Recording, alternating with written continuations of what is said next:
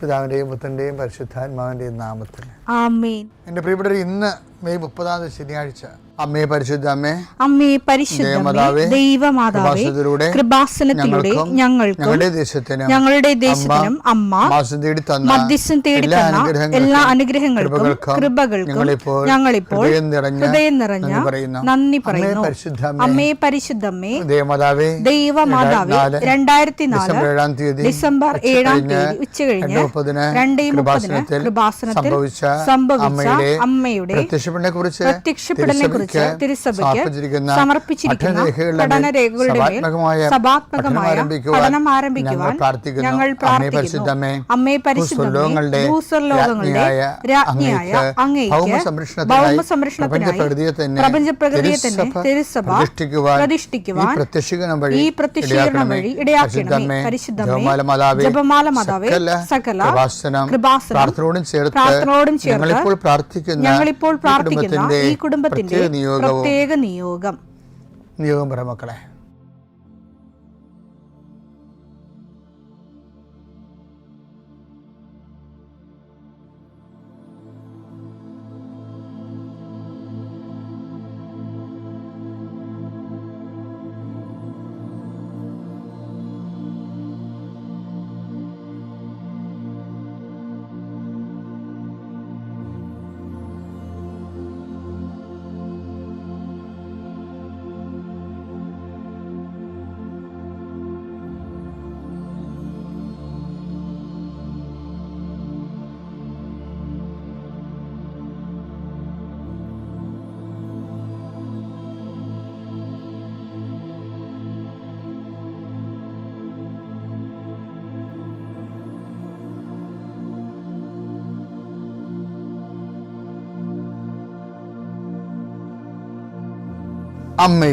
അമ്മയുടെ പ്രത്യക്ഷീകരണത്തിന്റെ ഈ അനുഗ്രഹവേളയിൽ ഞങ്ങൾക്ക് സാധിച്ചു തരുവാൻ കനിയണമേ.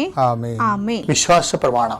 സർവശക്തനായ പിതാവും ആകാശത്തിന്റെയും ഭൂമിയുടെയും സൃഷ്ടാവുമായ ദൈവത്തിൽ ഞാൻ വിശ്വസിക്കുന്നു. അവിടുത്തെ ഏകപുത്രനും ഞങ്ങളുടെ കർത്താവുമായ ഈശോമിശിഹായിലും ഞാൻ വിശ്വസിക്കുന്നു. ഈ പുത്രൻ പരിശുദ്ധാത്മാവിനാൽ ഗർഭസ്ഥനായി കന്യകാമറിയത്തിൽ നിന്ന് പിറന്ന് പൊന്തിയോസ് പീലാത്തോസിന്റെ കാലത്ത് പീഡകൾ സഹിച്ച് കുരിശിൽ തറയ്ക്കപ്പെട്ട് മരിച്ച് അടക്കപ്പെട്ട് പാതാളങ്ങളിൽ ഇറങ്ങി മരിച്ചവരുടെ ഇടയിൽ നിന്ന് 3-ാം നാൾ ഉയർത്ത് സ്വർഗത്തിലേക്ക് എഴുന്നള്ളി സർവശക്തിയുള്ള പിതാവായ ദൈവത്തിന്റെ വലതുഭാഗത്തിരിക്കുന്നു. അവിടെ നിന്ന് ജീവിക്കുന്നവരെയും മരിച്ചവരെയും വിധിക്കുവാൻ വരുമെന്നും ഞാൻ വിശ്വസിക്കുന്നു. പരിശുദ്ധാത്മാവിലും ഞാൻ വിശ്വസിക്കുന്നു. വിശുദ്ധ കത്തോലിക്കാ സഭയിലും പുണ്യവാന്മാരുടെ ഐക്യത്തിലും പാപങ്ങളുടെ മോചനത്തിലും ശരീരത്തിന്റെ ഉയർപ്പിലും നിത്യമായ ജീവിതത്തിലും ഞാൻ വിശ്വസിക്കുന്നു. ആമേൻ. സുഖസ്ഥനായ ഞങ്ങളുടെ പിതാവേ, അങ്ങയുടെ നാമം പൂജിതമാകണമേ. അങ്ങയുടെ രാജ്യം വരണമേ. അങ്ങയുടെ തിരുമനസ് സ്വർഗത്തിലെ പോലെ ഭൂമിയിലും ആകണമേ. അന്നു വേണ്ടുന്ന ആഹാരം ഇന്ന് ഞങ്ങൾക്ക് തരണമേ. ഞങ്ങളോട് തെറ്റ് ചെയ്യുന്നവരോട് ഞങ്ങൾ ക്ഷമിക്കുന്നത് പോലെ ഞങ്ങളുടെ തെറ്റുകൾ ഞങ്ങളോടും ക്ഷമിക്കണമേ. ഞങ്ങളെ പ്രലോഭനത്തിൽ ഉൾപ്പെടുത്തരുതേ, തിന്മയിൽ ഞങ്ങൾ രക്ഷിക്കണമേ. ആമേൻ. നന്മ നിറഞ്ഞ മറിയമേ, സ്വസ്തി. കർത്താവ് അങ്ങയുടെ കൂടെ സ്ത്രീകളിൽ അങ്ങ് അനുഗ്രഹിക്കപ്പെട്ടവളാകുന്നു. അങ്ങയുടെ ഉദരത്തിൻ ഫലമായി ഈശോ അനുഗ്രഹിക്കപ്പെട്ടവനാകുന്നു. പരിശുദ്ധ മറിയമേ, തമ്പുരാന്റെ അമ്മേ, പാപികളായ ഞങ്ങൾക്ക് വേണ്ടി ഇപ്പോഴും ഞങ്ങളുടെ മരണസമയത്തും തമ്പുരാനോട് അപേക്ഷിക്കണമേ. ആമേൻ. കർത്താവേ, നിന്റെ ഉന്നതമായ നാമത്തിന് സ്തോത്രം ചെയ്യുന്നു. കർത്താവേ, നിന്റെ വിശുദ്ധ പൗരോഹിത്യത്തെ മഹത്വപ്പെടുത്തണമേ. കർത്താവേ, സഭയിലുള്ള സാന്നിധ്യം പ്രകടമാക്കണമേ. 40 വർഷം ഞാൻ അർപ്പിച്ച കുർബാനയുടെ യോഗ്യതയാണ്. കുർബാസാൽത്താറെ ജീവനോടെ പ്രത്യക്ഷപ്പെട്ട പരിശുദ്ധമ്മയുടെ പ്രത്യക്ഷീകരണത്തിന് സ്ഥിരീകരണത്തിനായി കർത്താവേ, ജോലിയില്ലാത്തവര്, വീടില്ലാത്തവര്, ജീവിതത്തിൽ കലഹങ്ങളും ഭിന്നത പിരിഞ്ഞു താമസിക്കുന്ന ജീവിത പങ്കാളികളെ, കുഞ്ഞുങ്ങളുടെ തെറ്റായ അവസ്ഥകൾ കണ്ട് വിഷമിക്കുന്ന മാതാപിതാക്കന്മാരെ, ശാരീരികമായ രോഗങ്ങളെ അവസരപ്പെടുന്നതും രോഗം ആകുന്നതിന് സമയമെടുക്കുന്നില്ലെന്ന് ഓർത്ത് ഉത്കണ്ഠപ്പെടുന്നവരെയും സമർപ്പിച്ച് പ്രാർത്ഥിക്കുന്നു. ഇന്ന് യാത്ര ചെയ്യുന്നവരെ, ഇന്നത്തെ യാത്രയ്ക്ക് വേണ്ടി വിവിധമായ ഒരുക്കിയിരിക്കുന്ന ലക്ഷ്യങ്ങൾ, കണ്ടുമുട്ടുന്ന വ്യക്തികൾ, സംസാരിക്കുന്ന സംഭാഷണങ്ങൾ, എഴുതുന്ന രേഖകൾ, ഒപ്പിടുന്ന ഡോക്യുമെൻറ്റുകൾ, പങ്കെടുക്കുന്ന ഇൻ്റർവ്യൂകൾ, സെൻഡ് ചെയ്യുന്ന മെസ്സേജുകൾ എല്ലാം കർത്താവിൻ്റെ കൃപയാൽ നിറയപ്പെടാനും നീ ഇന്ന് തിരികെ എത്തുന്ന സമയത്ത് കർത്താവിൻ്റെ കൃപ നിന്നെ നിറഞ്ഞു നിന്നുകൊണ്ട് സന്തോഷം വന്ന് ഉറങ്ങുവാനും ഇന്നത്തെ ദിവസം മുൻനിർത്തി നീ കണ്ടുമുട്ടുന്ന ഓരോ നിമിഷങ്ങളെയും, നിൻ്റെ ഓരോ സമയങ്ങളെയും, സന്ദർഭങ്ങളെയും, എല്ലാം സംരംഭങ്ങളെയും പരിശുദ്ധമ്മ ദൈവമാതാവിൻ്റെ മധ്യസ്ഥത്തിൽ രാത്രിയും തിരിച്ചെത്തുന്നവരെ കർത്താവിൻ്റെ നാമത്തിൽ മാതാവിൻ്റെ മധ്യസ്ഥതയും ഞാൻ നിൻ്റെ ജീവിതത്തെയും നിൻ്റെ കുടുംബത്തെയും ഈശോ നാമത്തെ ആശീർവദിക്കുന്നു. എൻ്റെ പ്രിയപ്പെട്ടവരെ, നമ്മുടെ ജീവിതത്തിൽ പലപ്പോഴും നമുക്ക് അസഹനീയമായി തോന്നുന്നത് അനീതി പ്രവർത്തിക്കുന്നതിൻ്റെ കൂടെ ജീവിക്കുമ്പോഴാണ്. കുടുംബത്തിലായാലും എല്ലായിടത്തും ചെറുകിട സ്വകാര്യ താല്പര്യങ്ങൾ സംരക്ഷിക്കേണ്ടി വരുമ്പോൾ അവിടെ സമത്വം പോവുകയും അനീതിക്ക് ബാക്കിയുള്ളവർ ഇരയാകുകയും ചെയ്യും. ഇത് ആദ്യകാലം പോലെ ഈ ഗ്രീക്കുകാരുടെ വിപ്ലവമില്ലേ, അപ്പോസ്തല പ്രവർത്തനം 6:1, ശിഷ്യരുടെ സംഖ്യ വർദ്ധിച്ചുകൊണ്ടിരുന്നു. അക്കാലത്ത് പ്രതിദിനമുള്ള സഹായ വിതരണത്തിൽ തങ്ങളുടെ വിധവകൾ അവഗണിക്കപ്പെടുന്നുവെന്ന് ഗ്രീക്കുകാർ ഹെബ്രായർക്കെതിരെ പിറുപിറുത്തു. ഈ ബൈബിളിലും ലോകചരിത്രത്തിലും ഈ ഹെബ്രായർക്കെതിരെ എന്നുള്ള ഈ വാക്ക് ആവർത്തിക്കുന്നുണ്ട്. കാര്യം യഹൂദർ എവിടെ പോയാലും യഹൂദന്മാർ പല രാജ്യങ്ങളിൽ പോയായിരുന്നല്ലോ, അവർക്ക് അവിടെയെല്ലാം പീഡനങ്ങളാണ് ഉണ്ടായിരുന്നത് എന്ന് പറയുമ്പോഴും എന്തുകൊണ്ട് ഇവരെ ആൾക്കാർ പീഡിപ്പിച്ചു എന്നുള്ള ചോദ്യം നമ്മൾ ആൻസർ ചെയ്യേണ്ടി വരും. അതെന്ന് വെച്ചാൽ ഇവർ എപ്പോഴും മറ്റുള്ളവരെ അവോയ്ഡ് ചെയ്യണ പോലെ മറ്റു രാജ്യക്കാർക്ക് തോന്നും. ഇപ്പോൾ ഇംഗ്ലീഷുകാരുടെ രാജ്യത്ത് ചെന്നപ്പോൾ സ്പാനിഷ് എന്നാണ് ഇവർക്ക് കൂടുതൽ പ്രയാസങ്ങളുണ്ടായത്. പക്ഷേ ഇംഗ്ലീഷ് രാജ്യത്ത് മോശമില്ല ഇവർ.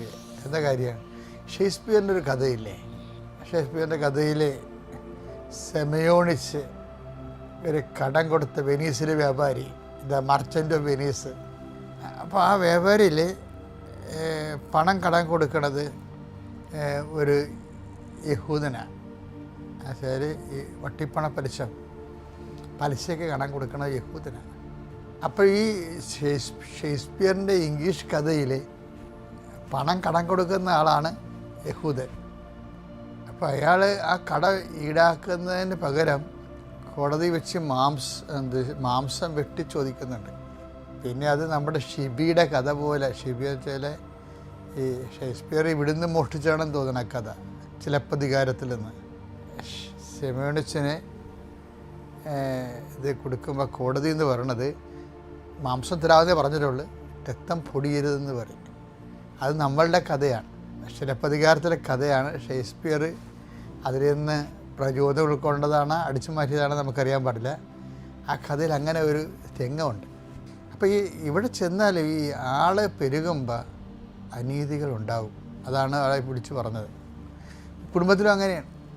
കുടുംബത്തിലും ഈ പങ്കാളികൾ കൂടുതലേ, വസ്തു ഒക്കെ വിൽപ്പന വരുമ്പോൾ, ഭാഗോടമ്പടിയൊക്കെ വരുമ്പോൾ ആൾ കൂടുതലാണെങ്കിൽ കുറേ പേർക്ക് എപ്പോഴായാലും അപ്പനെ തല്ലിക്കൊല്ലാനുള്ള വൈരാഗ്യം മക്കൾ കാണിക്കണം കണ്ടുകൊണ്ട് ഞാൻ അപ്പനാണെന്നുള്ള മറന്നു പോരും.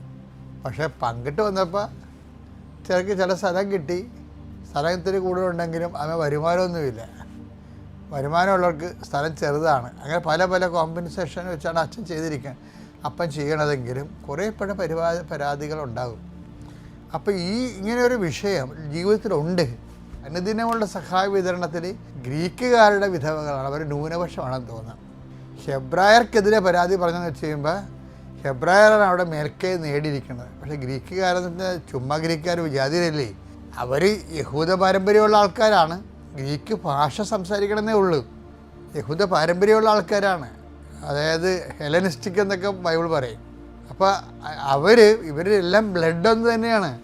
പക്ഷെ ആ രാജ്യത്തിൽ നിന്ന് വന്ന കാരണം അവരോട് ഹെബ്രായർ അനീതി കാണിച്ചു. അപ്പം അങ്ങനെയാണ് പിന്നെ പത്രോസ് പറയണത്, ഞങ്ങൾ ഭക്ഷണ മേശ വന്ന് അതിനു വേണ്ടി തലയിടാൻ ഞങ്ങൾക്ക് നേരെയില്ല, ഞങ്ങൾക്ക് അതിനു വേണ്ടിയുള്ള അഭിഷേകമല്ല, ഞങ്ങൾക്ക് കർത്താവിൻ്റെ വചനം പങ്കുവെക്കാനുള്ള അഭിഷേകമാണ്. നിങ്ങളുടെ കൂട്ടത്തിൽ നിന്ന് ആൾക്കാരെ തിരഞ്ഞെടുത്തിട്ട് കൃപയുള്ളവരുടെ മേൽ ഞങ്ങൾ കൈവെക്കാം. അങ്ങനെ ഡയക്കണേറ്റ് ഉണ്ടാകണത് ഡീക്കൻ. പിന്നീട് കുറേ കാലത്ത് സഭയിൽ ഡീക്കന്മാരില്ലായിരുന്നു. പിന്നെ വന്നപ്പോൾ ആദ്യത്തെ ഡീക്കന്മാരല്ല വന്നത്, ലിറ്റർജിക്കൽ ഡീക്കന്മാരാണ് വന്നത്. അപ്പം സഭയുടെ ഹിസ്റ്ററിയിൽ ആദ്യം ഉണ്ടായിരുന്നത് സഭയുടെ സാമൂഹ്യ നീതി സംരക്ഷിക്കുന്ന ആൾക്കാരായിരുന്നു അവർ. അപ്പോൾ അത് പ്രോസസ് ഓഫ് ടൈമിൽ അങ്ങനെ സംഭവിച്ചതാണ്. അപ്പോൾ ഞാൻ പറഞ്ഞുകൊണ്ടിരിക്കുന്ന കാര്യത്തിൽ ഒരു സമൂഹം മുന്നോട്ട് പോകുമ്പോൾ ചിലയിടത്ത് ആൾ കൂടിയും കുറച്ച് ആൾ കുറഞ്ഞും, ചിലയിടത്ത് ഉച്ചനീചത്വം കുറച്ച് അവഗണനയും ഒക്കെ സംഭവിക്കുമ്പോൾ അനീതി ഉണ്ടാകും. അനീതി ഉണ്ടാകുമ്പോൾ ചില ആൾക്കാരെ സഹിക്കും, ചില ആൾക്കാർ ഫൈറ്റ് ചെയ്യും അതിനെതിരെ.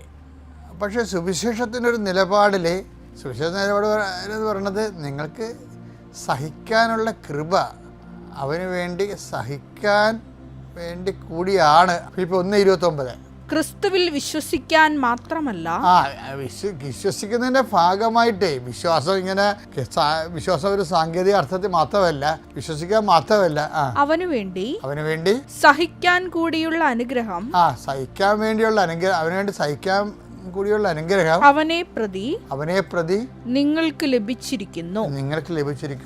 അപ്പോൾ ഈ ക്രിസ്തുവിനെ സ്വീകരിക്കുമ്പോൾ ആ വിശ്വാസം മാത്രമല്ല, പിന്നെ എന്താ ഉള്ളത്, അതിൻ്റെ സെക്കൻഡ് ഗ്രേഡിൽ അവന് വേണ്ടി സഹിക്കാൻ വേണ്ടി കൂടിയുള്ള കൃപ കിട്ടിയാൽ മാത്രമേ, അതിൻ്റെ അക്സസറി അതാണേ, അവന് വേണ്ടി സഹിക്കാൻ വേണ്ടി കൂടിയുള്ള കൃപ കിട്ടിയാൽ മാത്രമേ ക്രിസ്തു നിലനിന്ന് പോരത്തുള്ളൂ നമ്മളിൽ.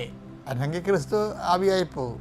പക്ഷേ അതായത് ക്രിസ്തുവിനെ നമ്മൾ നിലനിർത്തുക എന്ന് പറയുമ്പോൾ സഹനത്തിൻ്റെ ഒരു കണ്ടൻറ്റ്, ക്രിസ്തുവിൻ്റെ കൃപ കൾച്ചർ ചെയ്ത് വരണത് ആ സഹനത്തിൻ്റെ ഒരു കണ്ടൻറ്റ് ഉണ്ടെങ്കിൽ മാത്രമാണ് ക്രിസ്തു നമ്മളിൽ വളർന്നു വരണത്, നഴ്സറി ചെയ്ത് വരണത്. അതുകൊണ്ട് പൗലോസപ്പോസ്തലൻ ചോദിക്കുകയും പറ്റാൻ കഴിവുണ്ടെങ്കിൽ സഹിക്കുന്നതാണ് നല്ലതെന്നൊക്കെ പറയും പൗലോസപ്പോസ്തലൻ. അതാണ് ആദിമസഭയുടെ നിലപാടതാണ്. അപ്പോൾ അതറിയണമെങ്കിലേ 1 കൊരിന്ത്യർ 6:7 എടുത്തേ. നിങ്ങൾ തമ്മിൽ വ്യവഹാരങ്ങൾ ഉണ്ടാകുന്നത് തന്നെ നിങ്ങളുടെ പരാജയമാണ്. എന്തുകൊണ്ട് ദ്രോഹം, അനീതി നിങ്ങൾക്ക് ക്ഷമിച്ചുകൂടാ, വഞ്ചന സഹിച്ചുകൂടാ. അപ്പം സഹിക്കാൻ കൃപയുണ്ടവനുണ്ടെങ്കിൽ യുദ്ധത്തിന് പോകണ്ടെന്നുള്ള അർത്ഥമാണ് എൻ്റെ ഉള്ളത്. അത് ഓരോരുത്തരുടെ കൃപയുടെ അടിസ്ഥാനത്തിലാണ്. പക്ഷേ സഹിക്കാൻ പറ്റുന്നുണ്ടെങ്കിൽ അല്ല, അനീതി മസ്റ്റായിട്ടുണ്ടാകും. ഒരു സമൂഹം പ്രക്രിയ ചെയ്ത് വരുമ്പോൾ ആരെങ്കിലും കുറേ ആൾക്കാർ അതിൻ്റെ അനീതി അനുഭവിക്കും. ചിലർ അതിനെതിരെ ഫൈറ്റ് ചെയ്യും. ചില ആൾക്കാർ ക്രിസ്തുവിൻ്റെ സഹനത്തിൻ്റെ പോരായ്മ ആയിട്ട് ഞാൻ എൻ്റെ ശരീരത്തിൽ സംഭവിച്ച അതിൻ്റെ കൃപയാക്കി മാറ്റും. കൊളോസോസ് 1:24 നിങ്ങളെ പ്രതിയുള്ള പീഡകളിൽ ഞാൻ സന്തോഷിക്കുന്നു. സഭയാകുന്ന തൻ്റെ ശരീരത്തെ പ്രതി ക്രിസ്തുവിന് സഹിക്കേണ്ടി വന്ന പീഡകളുടെ കുറവ് എൻ്റെ ശരീരത്തിൽ ഞാൻ നികത്തുന്നു. ഒരു മനുഷ്യൻ എന്ന നിലയിലെ എന്തെങ്കിലും കുറവ് കർത്താവിൻ്റെ പീഡകൾക്ക് ഉണ്ടായിട്ടുണ്ടെങ്കിൽ കർത്താവിൻ്റെ ശരീരം എന്ന രീതിയിൽ സഭയോട് ചേർന്ന് നമ്മളത് സഹിക്കുന്നു. അപ്പോൾ അതൊരു കൃപയാണ്. അതിന് ചിലർക്ക് അതിനുള്ള കഴിവുണ്ട്. കൃപ അതിൽ ക്രിസ്തു ഈ കൾച്ചറിങ്ങിലാണ് ക്രിസ്തു വളർന്നു വരണത് നമ്മളിൽ. അപ്പോൾ ക്രിസ്തു വളർന്നു വരണമെന്നുള്ളതിന് നമുക്ക് ആഗ്രഹം ഉണ്ടെങ്കിൽ ഈ സഹനം അതിൻ്റെ വളവും വെള്ളവുമായിട്ട് ഉപയോഗിക്കാവുന്നതാണ് എന്ന് സൂചനയാണ്. അപ്പോൾ ആവശ്യമില്ലാത്ത രീതിയിൽ നിങ്ങൾ പൊട്ടിത്തെറിക്കുകയോ അതെല്ലാം ക്രിസ്തുവിനെ നേടാൻ വേണ്ടി ഉള്ള ഒരു മാർഗമായി സ്വീകരിക്കാൻ പറ്റുമെങ്കിൽ, അല്ലെങ്കിൽ പറ്റുന്നില്ലെങ്കിൽ അതിനുള്ള സാധ്യത തേടുകയും ക്രിസ്തുവിൽ വളരുകയും ചെയ്യാൻ നിങ്ങളുടെ സഹന സാഹചര്യം പ്രയോജനപ്പെടുത്തണമെന്നാണ് ഈ സുവിശേഷത്തിൻ്റെ ഒരു ചൈതന്യം. പിതാവിൻ്റെയും പുത്രൻ്റെയും പരിശുദ്ധാത്മാവിൻ്റെയും നാമത്തിൽ.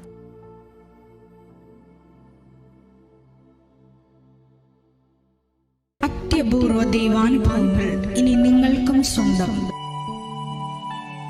ഈ യൂട്യൂബ് ചാനൽ ഇതുവരെ സബ്സ്ക്രൈബ് ചെയ്തിട്ടില്ലെങ്കിൽ ഇപ്പോൾ തന്നെ സബ്സ്ക്രൈബ് ചെയ്യുക. ഈ വീഡിയോ ഇപ്പോൾ തന്നെ നിങ്ങളുടെ സുഹൃത്തുക്കൾക്ക് ഷെയർ ചെയ്തുകൊണ്ട് കർത്താവിൻ്റെ പ്രേക്ഷിതരാകുക.